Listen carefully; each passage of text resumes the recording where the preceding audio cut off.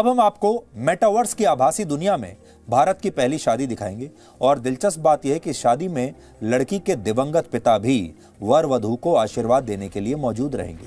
तमिलनाडु के एक जोड़े ने 6 फरवरी को भारत की पहली मेटावर्स शादी करने का ऐलान किया है, जिसमें लड़की के दिवंगत पिता वर वधू को आशीर्वाद देने के लिए वर्चुअल दुनिया में स्वयं उपस्थित रहेंगे। यानी वर्चुअल रियलिटी की मदद से इस विवाह में ऐसे लोग शामिल हो सकेंगे जिनकी मृत्यु हो चुकी है।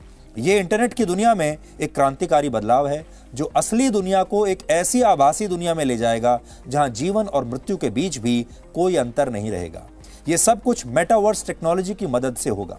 वैसे तो इसकी पूरी प्रक्रिया काफी जटिल है, लेकिन हम आपको सरल भाषा में आज समझाएंगे कि इस टेक्नोलॉजी में आखिर होता क्या है। इसे आप इंटरनेट का भविष्य या इंटरनेट का वर्जन 2.0 कह सकते हैं। इंटरनेट का ये नेक्स्ट लेवल है। सोचिए, फिलहाल इंटरनेट का इस्तेमाल करते हुए आपको क्या अनुभव होता है।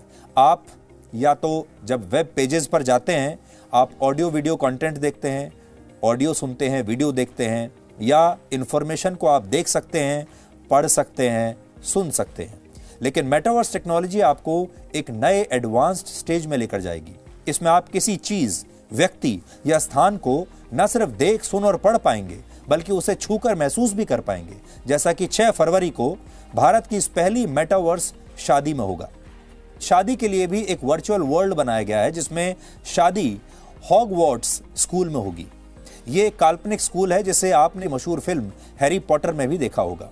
वर्चुअल वर्ल्ड बनाने के बाद दुल्हन के दिवंगत पिता का एक वर्चुअल किरदार बनाया जाएगा जो कुछ ऐसा दिखेगा जैसा आपकी स्क्रीन पर है। इसके अलावा वर वधू, उनके दोस्त और रिश्तेदारों के भी 3D वर्चुअल अवतार बनाए जाएंगे जो इस शादी में शामिल होंगे। हालांकि रियल वर्ल्ड से वर्चुअल वर्ल्ड में जाने के लिए हर व्यक्ति को आंखों पर एक VR हेडसेट और हाथ में खास तरह के ग्लव्स पहनने होंगे, दस्ताने पहनने होंगे। आंखों पर VR हेडसेट लगाते ही ये दूल्हा दुल्हन वर्चुअल वर्ल्ड में प्रवेश कर जाएंगे और अपने दिवंगत पिता का आशीर्वाद भी ले सकेंगे। अगर आपको अब भी ये टेक्नोलॉजी जटिल लग रही है तो आप इसे इस वीडियो के जरिए समझिए जो वर्ष 2020 में दक्षिण कोरिया से आया था। इसमें इस टेक्नोलॉजी की मदद से एक महिला की मुलाकात उसकी 7 साल की बेटी से कराई गई थी जो मर चुकी थी, जिसकी 4 साल पहले वर्ष 2016 में एक बीमारी की वजह से मृत्यु हो गई थी। तब इस महिला ने वर्चुअल वर्ल्ड में प्रवेश करके अपनी बेटी के वर्चुअल अवतार को छूकर महसूस किया था और उससे बात भी की थी। आप इस वीडियो को देखकर ये पूरी टेक्नोलॉजी भी समझेंगे और आप ये भी देख पाएंगे कि जब एक माँ अपने मृत बच्चे से इस वर्चुअल रियलिटी की दुनिया में मिलती है तो क्या भावनाएं आती हैं। तो थोड़ी देर के लिए हम आपको इस आभासी दुनिया में लेकर गए थे, वर्चुअल वर्ल्ड में लेकर गए थे। दुनिया जरूर आभासी थी, लेकिन इस माँ के जो आंसू थे वो असली थे। इस माँ की जो भावनाएं थीं वो असली थीं। और आप सोचिए, जब ये असली भावनाएं, ये असली प्यार, ये असली दुख, ये असली मुस्कुराहट, ये असली आंसू एक वर्चुअल दुनिया के जरिए इनका जब मिलन होगा तो एक नई तरह की चीज आपके सामने आएगी। इस टेक्नोलॉजी की मदद से इंसान वो सब कुछ कर सकता है जिसकी शायद कभी उसने कल्पना भी नहीं की थी। इससे उन लोगों को आभासी दुनिया में जीवित किया जा सकेगा जिनकी मृत्यु हो चुकी है। इसके अलावा मान लीजिए आप अपनी आंखों पर एक VR हेडसेट लगाकर वर्चुअल वर्ल्ड में किसी सड़क के किनारे टहल रहे हैं और इस दौरान किसी दुकान पर आपको कुछ कपड़े पसंद आ जाते हैं तो आप डिजिटल करेंसी से उन कपड़ों को खरीद भी सकते हैं, उन्हें छूकर महसूस कर सकते हैं और जब आप वापस अपनी असली दुनिया में आएंगे तो ये कपड़े आपके घर पर डिलीवर भी हो सकते हैं। इसके अलावा ऑफिस की ऑनलाइन मीटिंग्स, स्कूल की ऑनलाइन क्लासेस का भी वर्चुअल अनुभव लिया जा सकता है।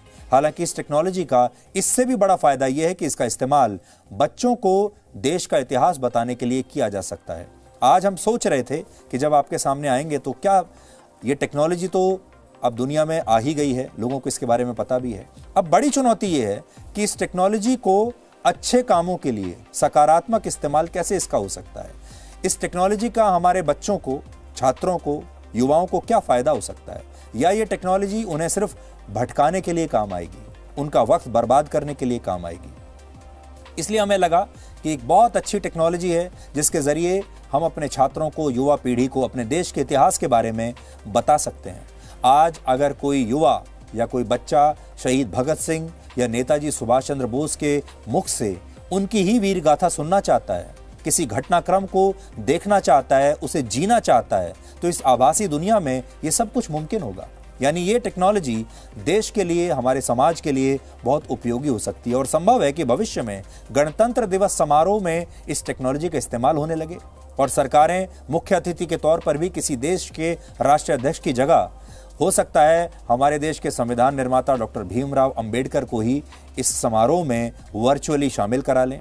या हो सकता है आपको कभी पता चले कि इस बार वर्चुअल दुनिया में सरदार पटेल चीफ गेस्ट बनाए गए हैं इस बार की परेड के, क्योंकि वर्चुअल वर्ल्ड में उनका अवतार ऐसा आसानी से कर पाएगा।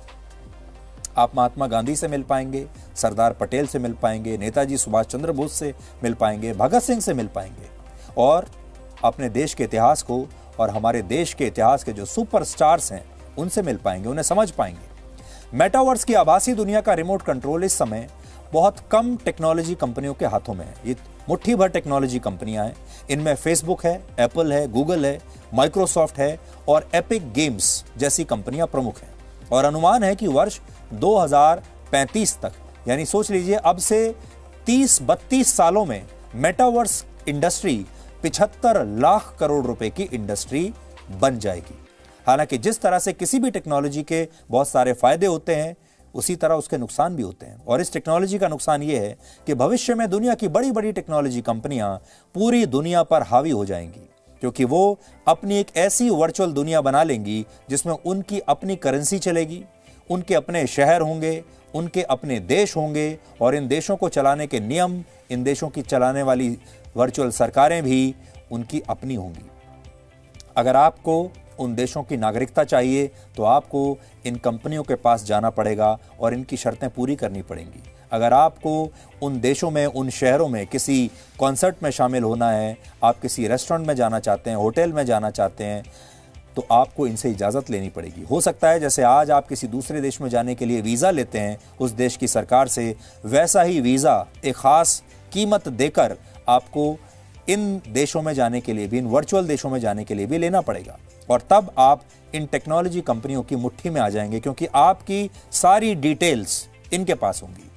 आज से 30 साल पहले 1992 में जब इंटरनेट अपने बहुत ही शुरुआती चरण में था, तब अमेरिका के मशहूर साइंस फिक्शन राइटर नील स्टीफनसन ने पहली बार मेटावर्स शब्द का इस्तेमाल किया था। मेटावर्स का अर्थ क्या है ये देखिए। मेटावर्स 2 शब्दों से बना है, मेटा और वर्स, इससे मिलकर बना है मेटावर्स। मेटा एक ग्रीक शब्द है, ग्रीक भाषा का शब्द है, जिसका अर्थ होता है पार, जैसे किसी चीज के पार चले जाना। और वर्स शब्द जो है वो यूनिवर्स से आया है, जिसका अर्थ है ब्रह्मांड। यानी मेटावर्स का अर्थ यह हुआ कि आप अपने इस यूनिवर्स को, इससे पार चले जाएंगे। इस यूनिवर्स को पार करके आप एक अगले यूनिवर्स में चले जाएंगे। नील स्टीफनसन ने अपनी एक पुस्तक में न सिर्फ मेटावर्स के भविष्य को तभी देख लिया था, बल्कि उन्होंने यह भी भविष्यवाणी की थी कि एक समय ऐसा आएगा जब ये असली दुनिया टेक्नोलॉजी कंपनियों के हिसाब से नियंत्रित होने लगेगी। और आज ऐसा ही हो रहा है। आज मेटावर्स टेक्नोलॉजी की मदद से वर्चुअल वर्ल्ड में जो शहर बसाए जा रहे हैं, वहां जमीनों की बिक्री शुरू हो गई है। अब आप इस वर्चुअल वर्ल्ड में जमीन खरीद सकते हैं, मकान बना सकते हैं, थिएटर्स बना सकते हैं, रेस्टोरेंट्स, होटल्स बना सकते हैं। और ये कंपनियां अब वहां पर वर्चुअल जमीन बेच रही हैं। और असली दुनिया की तरह यहां भी बीच फेसिंग अपार्टमेंट्स हैं, या बाजार के नजदीक वाला घर, या पार्क फेसिंग घर आपको बाकी जगहों से महंगा मिलेगा। उदाहरण के लिए मान लीजिए भविष्य में अगर आपका दिल करता है कि आप इस टेक्नोलॉजी की मदद से गोवा के किसी इलाके के कसीनो में जाना चाहते हैं, जबकि असल में आपके शहर में लॉकडाउन लगा हुआ है। अब वर्चुअल वर्ल्ड में वो कसीनो जिस जगह पर होगा, उस जगह को शायद किसी ने पहले से ही खरीद लिया होगा और उस कसीनो का भी कोई मालिक होगा। उस पर एक वर्चुअल कसीनो बनाया जाएगा और इसके बाद आप वहां जा पाएंगे और फिर आपको शायद उस कसीनो की टिकट खरीदनी पड़ेगी और वो कसीनो जिस भी व्यक्ति या कंपनी ने बनाया होगा, ये पैसा उसकी जेब में जाएगा। एक और उदाहरण देखिए। कैरिबियन देश बारबाडोस ने एक वर्चुअल कंपनी को इसी वर्चुअल वर्ल्ड में अपनी एम्बेसी बनाने का काम सौंप दिया है और इसके लिए बाकायदा उनकी सरकार ने अपनी एम्बेसी बनाने के लिए वहां पर वर्चुअल जमीन खरीदी है। इससे आप समझ पाएंगे कि असली दुनिया के समानांतर अगर एक आभासी दुनिया भी बन गई तो ये मुट्ठी भर टेक्नोलॉजी कंपनियां कितनी मजबूत हो जाएंगी। इसके अलावा वर्चुअल वर्ल्ड में सब कुछ आर्टिफिशियल इंटेलिजेंस पर निर्भर होगा, जो खतरनाक बात है। उदाहरण के लिए पिछले दिनों अमेरिका में एक लड़की अपनी आंखों पर VR हेडसेट लगाकर इसी वर्चुअल वर्ल्ड में घूमने गई थी और वर्चुअल वर्ल्ड में वो घूम रही थी, लेकिन इसी दौरान इस वर्चुअल वर्ल्ड में एक लड़का उसका पीछा करने लगा और उस लड़के ने इस लड़की के साथ बदसलूकी की। और जब ये लड़की उसे रोकती है, उसे रोकने की कोशिश करती है, तो उस लड़के ने कहा कि ये मेटावर्स की दुनिया है, यहां पर कुछ भी हो सकता है और आप यहां पर किसी भी चीज को रोक नहीं सकते। इसे वर्चुअल वर्ल्ड की पहली आपराधिक घटना माना जा रहा है।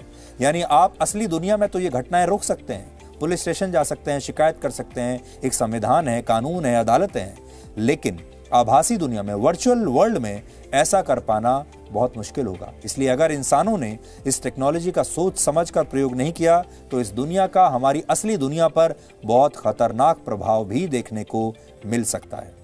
Presenting V News app, available on Google Play and App Store. Download it now.